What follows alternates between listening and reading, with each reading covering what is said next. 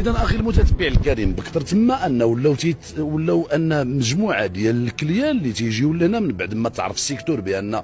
اكبر ظاهره ديال بيع اللحوم البشريه، لان كما قلنا في غياب ظروف الشغل اصبحت مجموعه ديال النساء كيجيو من مختلف المدن المغربيه هنا لقلعه ستراغنا، هنا لقلعه قلعه مكونه. كنشوفوا مثلا هذا الدار، تنتمنى الزميله ان تقرب، كاتبه ممنوع الدخان، دار محترمه، لان ما من مره الواحد حيت يدخل السيكتور كيصحبوا ان كل شيء الضيور انهم فيهم عيالات اللي تيبيع، عيالات اللي تيحاولوا باش انهم يبيعوا الجسد ديالهم. العين بصيره واليد قصيره، وتنتمنوا هذا رساله الى المنتخبين اعاده النظر في ظروف الشغل هنا في هذه المنطقه بالضبط اللي كنشوفوا ممنوع الدخان، دار محترمه.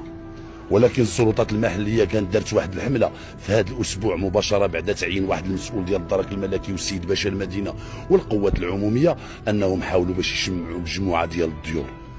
تابعونا. اخي المتتبع الكريم، غادي ربما تستغرب علاش هذا الباب انه فيه واحد الكرياج هكذا. هذه الدار كانت دار مخصصه للدعاره، هذه الدار اللي كانوا وقعوا فيها مجموعه اخواني ديال الخروقات والجرائم، ولكن باليقظه ديال السلطات المحليه ان دارت واحد الحمله تطهيريه تمشيطيه،